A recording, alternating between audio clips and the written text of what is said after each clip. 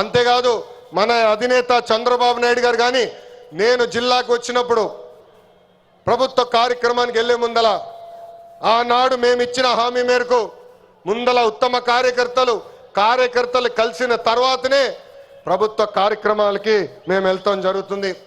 నేను సీనియర్లు జూనియర్లు సమానం గౌరవిస్తా, కానీ పనిచేసే వాళ్ళని ప్రోత్సహిస్తా. ప్రతి కార్యక్రమంలో కార్యకర్తలు భాగస్వామ్యం అవ్వాలి, కలిసికట్టుగా పనిచేయాలి. మన చేస్తున్న సంక్షేమ అభివృద్ధి కార్యక్రమాలు ప్రజల్లోకి తీసుకురావాల్సిన అవసరం చాలా చాలా ఉంది. ఇక్కడున్న ఎంతో మంది మన అధ్యక్షుడు వారు చంద్రబాబు నాయుడు గారిని కలిశారు, నన్ను కూడా కలిశారు. పాదయాత్రలో లక్షలాది మంది నాతో ఏకంగా ఫోటోలు దిగారు. ఈ సభాముఖంగా వైకాపా కార్యకర్తలు ఆలోచించమంటున్నా, ఏనాడైనా మీ నాయకుడు మిమ్మల్ని కలిశాడా? ఏనాడైనా మీ నాయకుడు మీతో ఫోటో దిగారా? అధికారంలో ఎందుకో ఇప్పుడు ప్రతిపక్షంలో కూడా తాడేపల్లి కొంపకెళ్తే no entry, palace doors closed అని చెప్పే పరిస్థితికి వచ్చారు. గౌరవ ముఖ్యమంత్రి చంద్రబాబు నాయుడు గారు, గౌరవ ఉప ముఖ్యమంత్రి పవన్ అన్న కలిసి రాష్ట్రాన్ని అన్ని రకాలుగా అభివృద్ధి చేస్తున్నారు. గౌరవ ప్రధానమంత్రి గారు రాష్ట్రానికి పూర్తిగా సహకారం అందిస్తున్నారు. ఏకంగా ఆంధ్ర రాష్ట్ర ప్రజలు కోరిన అన్ని కోరికలు ఈరోజు గౌరవ ప్రధానమంత్రి గారు తీర్చుతున్నారు. దానికి కారణం ఒకటే, మొన్న జరిగిన ఎన్నికల్లో 25 స్థానాల్లో ఎప్పుడైతే కూటమి పార్లమెంట్ 25 స్థానాల్లో కూటమి ఎప్పుడైతే 21 స్థానాలు గెలిచిందో, ఎస్ ఆంధ్ర రాష్ట్రం ఇప్పుడు ఎన్డీఏ వెనకుంది, ఆంధ్ర రాష్ట్రం ఎన్డీఏకి కట్టుబడి ఉంది. అందుకే ఆంధ్ర రాష్ట్రానికి నేను అన్ని చేస్తానని అడుగు వేశారు మన గౌరవ ప్రధానమంత్రి నరేంద్ర మోడీ గారు. ఇప్పుడు మనం చేయాల్సింది ఒకటి ఉంది, ప్రజలకు దగ్గర అవ్వాలి. అహంకారం ఈగో పక్కన పెట్టుకోవాలి. అహంకారం ఉంటే ఏమవుతుందో మనందరం చూసాం. 151 సీట్లు ఏమైంది? 151 సీట్లు ఏమైంది? 11 అయ్యాయి.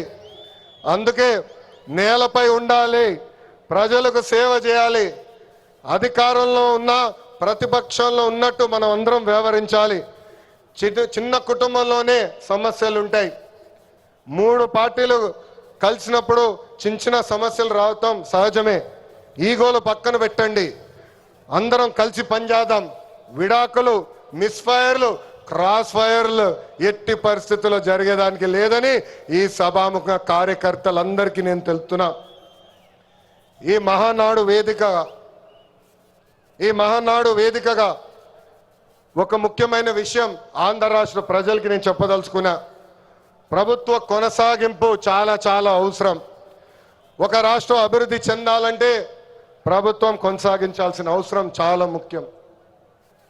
2014లో కట్టుబట్టలతో మన ప్రయాణం ప్రారంభించాం.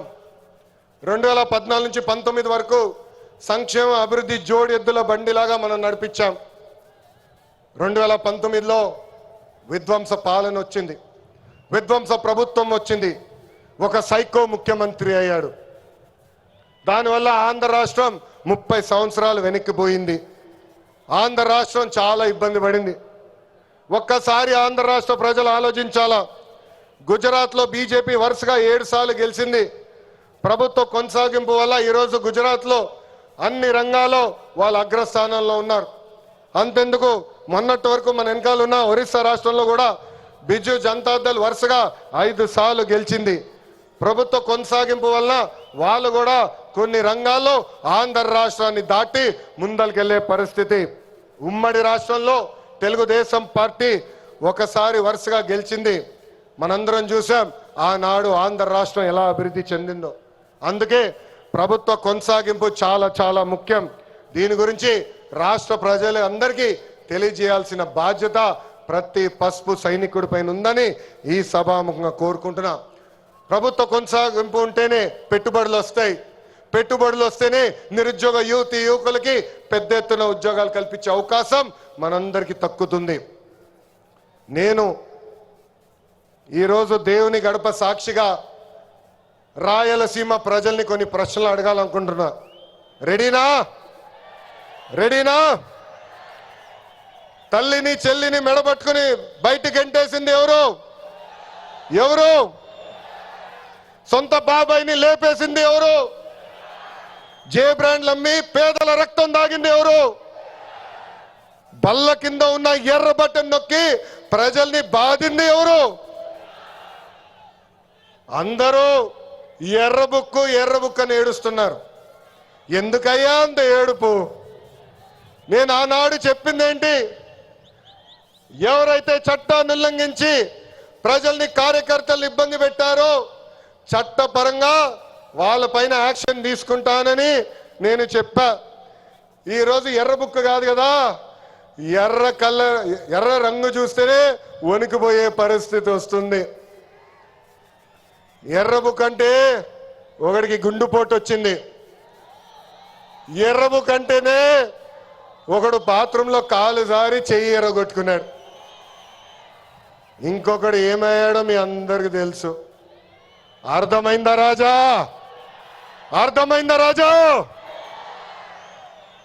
సమాజమే దేవాలయం, ప్రజలే దేవుళ్ళు అన్నారు అన్న ఎన్టీఆర్. అందుకే మనం 6 శాసనాలు ప్రకటించాం. తెలుగు జాతి విశ్వఖ్యాతి, స్త్రీ శక్తి, యువగలం, పేదల సేవల్లో సోషల్ రీఇంజనీరింగ్, అన్నదాతకు అండగా కార్యకర్తలే అధినేత. పాలిట్ బ్యూరో సభ్యుల దగ్గర నుంచి, వేదికమైన పెద్దల దగ్గర నుంచి, ఇక్కడున్న కార్యకర్తల వరకు ఈ 6 శాసనాలు మన శ్వాసగా బతకాలని ఈ సభాముఖంగా మిమ్మల్ని అందరినీ కోరుకుంటూ, మనకి ప్రజలు ముఖ్యం, వాళ్ళ ఆనందం, వాళ్ళ సంతోషం ముఖ్యం. అహర్నిశలు కష్టపడాలా, వాళ్ళకి అందుబాటులో ఉండాలా. తిరిగి 2029లో మళ్ళీ కూటమి ప్రభుత్వాన్ని గెలిపించాలని ఈ సభాముఖంగా కార్యకర్తలందరూ తెలుపుకుంటూ, ఎప్పుడు మా ఇంటి తలుపు మీకోసం తెరుచుంటాయి. నేను మొన్నే చెప్పా, గ్రామ పార్టీలో ఏమైనా సమస్య ఉంటే మండల్ పార్టీని కలవాలి, మండల్ పార్టీలో సమస్య ఉంటే నియోజకవర్గ కమిటీని కలవాలి, వాళ్ళకి సమస్య ఉంటే ఏకంగా జిల్లా కమిటీ కలవాలి. వాళ్ళు కూడా సమస్య పరిష్కారం కాకపోతే ఎప్పుడు నవ్వుతున్నావు మన అధ్యక్షుల వారు పల్లా శ్రీనివాస్ గారిని కలవాలి. ఆయన వల్ల కూడా అయిపోతే మీ లోకేష్ మీకు అండగా నిలబడతారు.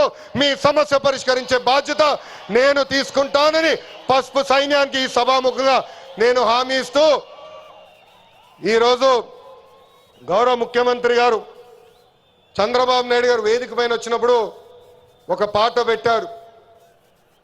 ఆ క్షణంలో నాకు చాలా బాధ వేసింది. ఎందుకంటే ఆ పాట వినిన తర్వాత గౌరవ ముఖ్యమంత్రి గారిని నేను రాజమండ్రి జైల్లో మొదటిసారి కలిసిన సంఘటన గుర్తొచ్చింది. చాలా బాధ వేసింది. ప్రజల కోసం ఆయన జీవితం ఆల్మోస్ట్ పోయింది. అక్టోబర్లో 2003 బాంబ్ బ్లాస్ట్లో నక్సలైట్లు ఆయన పైన దాడి చేశారు. నాడు నేడు ఎప్పుడు ఆయన ప్రజల గురించి, ప్రజల భవిష్యత్తు గురించి ఆలోచించే వ్యక్తి. అలాంటి వ్యక్తికి ఎందుకు దేవుడు ఆనాడు ఈ పరీక్ష ఇచ్చాడా అనుకున్నా. ఇప్పుడు అర్థమైంది. తెలుగు ప్రజలు తిరిగి చంద్రబాబు నాయుడు గారు వెనక నిలబడేదానికి దేవుడు మనందరికి ఒక పరీక్ష పెట్టాడు. ఆ పరీక్ష జయించాను. అందుకే ఈ రాయలసీమ గడ్డ తెలుగుదేశం పార్టీ అడ్డ అని తెలుపుకుంటూ, నాకు ఇంత అద్భుతమైన అవకాశం ఇచ్చిన ఈ పసుపు సైన్యానికి పేరు పేరున నా హృదయపూర్వక ధన్యవాదాలు తెలుపుకుంటూ మీ అందరి దగ్గర నుంచి సెలవు తీసుకుంటున్నా. జోహార్ అన్న ఎన్టీఆర్, జోహార్ అన్న ఎన్టీఆర్. చంద్రబాబు నాయుడు గారి నాయకత్వం, చంద్రబాబు నాయుడు గారి నాయకత్వం. వందే వందే, జై హింద్.